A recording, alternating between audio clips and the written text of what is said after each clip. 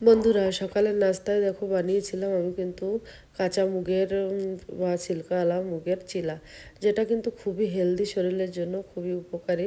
তার জন্য দেখো আমি যে খোসা সমেত মুগের ডালগুলো হয় সেটা, আর তার সাথে 1 থেকে 1.5 চামচের মতো তোমার মাসকলাইয়ের ডাল, সেটা বিনা ছিলকাওয়ালা বা খোসা ছাড়ানো, ওটাকে কিন্তু 2 ঘন্টার মতো জলে ভিজিয়ে রেখেছিলাম। এবার জল থেকে উঠিয়ে দেখো ওর ভিতরে আমি দিয়েছি 1.5 ইঞ্চির মতো আদা, আর হচ্ছে 5-7 কলি রসুন, আর কিছুটা কাঁচা লঙ্কা। কাঁচা লঙ্কাটা যে যেরকম ঝাল খায় সে সেই অনুযায়ীও কিন্তু দিতে পারো। আর এখানে আমি দেখো একদম মিহি একটা পেস্ট করেছি, আর সবগুলো মানে লঙ্কা টঙ্কা সব কিছু দিয়ে সুন্দর মিহি একটা পেস্ট করেছি। আর এটা কিন্তু খুব সহজে এবং খুব তাড়াতাড়ি বানানো যায়। আর যেহেতু এটা একটাই কাজ যে 2 ঘন্টা আগে যদি মনে করে 1 থেকে 2 ঘন্টা আগে ভিজিয়ে রাখতে পারলে ব্যাস। এবার দেখো আমি এটাকে একটা পাতলা ব্যাটার বানিয়ে নেব, মানে খুব একদম গাঢ় থাকবে না, বেশ ভালোই পাতলা হবে কিন্তু। এভাবে আমি কিন্তু জল দিয়ে দিয়ে হাতের সাহায্যে ঘুটে দেখো এরকম একটা ডো মানে গ্রেভি হয়েছে।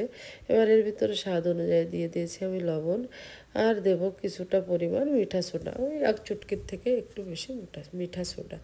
এবার দেখো এটাকে দিয়ে এর ভিতরে কিন্তু আমি একটা পেঁয়াজ কুচি কেটে দিয়েছি যাতে একটু স্বাদটা বাড়ে।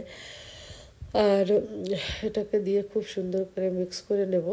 আর এর ভিতর দিতে হবে কিন্তু 1 চামচ থেকে 1.5 চামচের মতো তোমার চালের গুঁড়া, তাহলে কিন্তু একটু ক্রেপসি হবে আর খুব করে কড়াইয়ে লেগে যাবে না। এভাবে দিয়ে জাস্ট দেখো ঘোলটা মোটামুটি ঠিক হয়েছে। এদিকে আমি তাওয়া গরম করে নিয়েছি।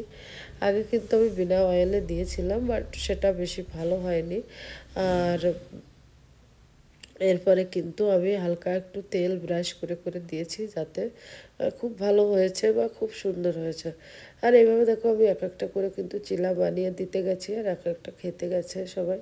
তো যাই হোক, এইভাবে সকালের নাস্তাটা কিন্তু ঝটপট এবং হেলদি বানানো যায়। এটাকে কিন্তু খুব ভালো করে ছেঁকতে হবে যাতে কাঁচা না থাকে।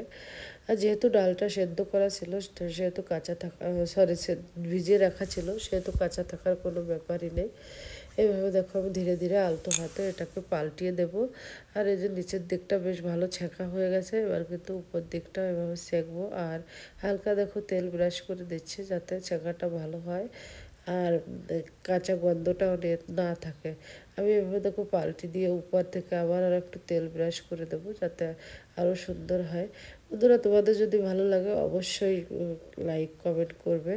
আর নতুন রেসিপি দেখতে হলে অবশ্যই পেজটাকে ফলো করবে। আমাদের দেশে এত ভাষা, এত রেসিপি, সত্যি বলে বোঝানো যাবে না। ধন্যবাদ।